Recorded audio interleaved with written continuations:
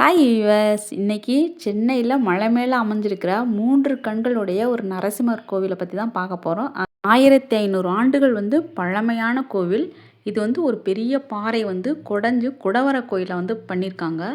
பல்லவர் காலத்திலேயே உருவான ஒரு உக்கிரமான நரசிம்மரோட ஆலயத்தை தான் நம்ம பார்க்க போகிறோம்.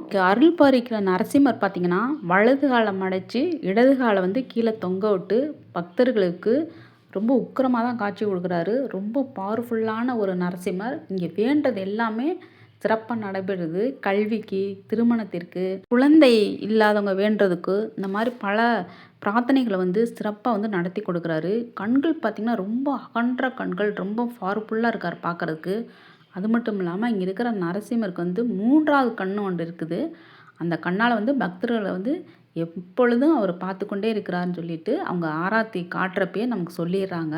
கோவில் ரொம்ப அழகாக, ரொம்ப அமைதியாக ஒரு மலை குன்று மேலே நம்ம கிரிவலம் வர்றதே கோவில் அந்த மலை மேலே ஏறி கீழே இறங்கி சுற்றி வர மாதிரி இருக்குது. ரொம்ப அற்புதமாக இருக்குது. இங்கே இருக்கிற பெருமாளுக்கு நரசிம்ம பெருமாளுக்கு 4 கரங்களோட பக்தர்களுக்கு அருள் பாலிக்கிறாரு. 2 கரங்களில் பங்கும் சக்கரமும் வைத்து மற்ற 2 கைகளில் முத்திரையோட இந்த சிங்க பெருமாள் காட்சி கொடுத்துட்ருக்காரு.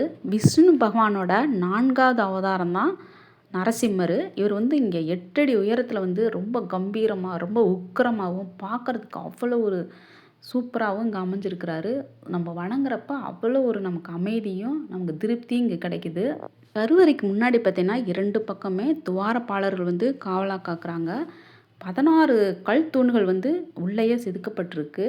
அது மட்டும் இல்லாமல் உள்ளே பெருமாளுக்கு பக்கத்திலே தாயார் இருக்காங்க, ஆண்டாள் நாச்சியார் இருக்காங்க. பார்க்க அருள் பாலிக்கும் சிங்க பெருமாளோட நெற்றியில் 3வது கண் இருக்குது. ஆராத்தி காட்டுறப்ப பக்தர்களுக்கு அவங்க சொல்கிறாங்க, எப்பயுமே பக்தர்களை கண்ணியமிக்காமல் பார்த்துட்ருக்காங்க. அவங்க வேண்டுதலை நிறைவேறியுது. நிறைவேறினதுக்கப்புறம் அவங்க இங்கே சிறப்பு பூஜைகளும் திருமஞ்சனம்லாம் செய்யப்படுறாங்க. இங்கே திருவிழான்னு பார்த்திங்களா, வருடம் முழுவதுமே ஒவ்வொரு மாதத்திற்கும் திருவிழாக்கள் இருக்குது. கோவிலோட வரலாறுன்னு பார்த்திங்கன்னா, விஷ்ணு பகவானோட 4வது அவதாரம் தான் நரசிம்ம அவதாரம். இதில் எதுக்காண்டி இந்த அவதாரம் எடுக்கிறாருன்னா, அவருடைய பக்தரான பிரகலாதன் வணங்கி அவரை அழைக்கிறாரு. எதுக்காண்டினா, பிரகலாதனோட தந்தையார் இரணியன் மகாவிஷ்ணுவை வணங்க வேணாம் அப்படின்னு சொல்கிறாரு. அதே மீறி பிரகலாதர் வணங்குறதுனால அவர் ரொம்ப துன்பப்படுத்துகிறாரு.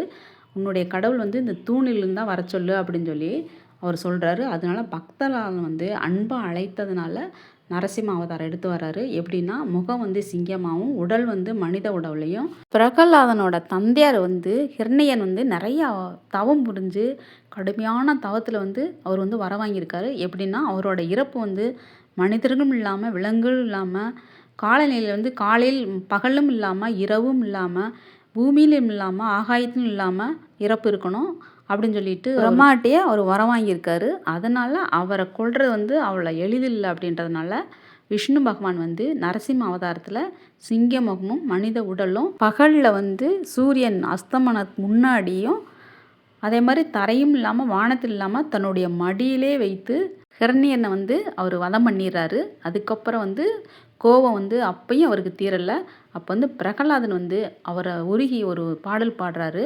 பக்தனுக்காண்டி தன்னுடைய கோபத்தை அவர் குறைச்சிட்டு இந்த இடத்துல சிங்க பெருமாளை பக்தர்களுக்கு அருள் பாலிச்சிட்ருக்காரு. இந்த ஊருக்கே இந்த கோவிலோட பேர் தான் சிங்க பெருமாள் கோவில். இந்த ஊரோட பேர் செங்கல்பட்டுலேருந்து ஒரு 8 கிலோமீட்டர் தூரம் இருக்கும்.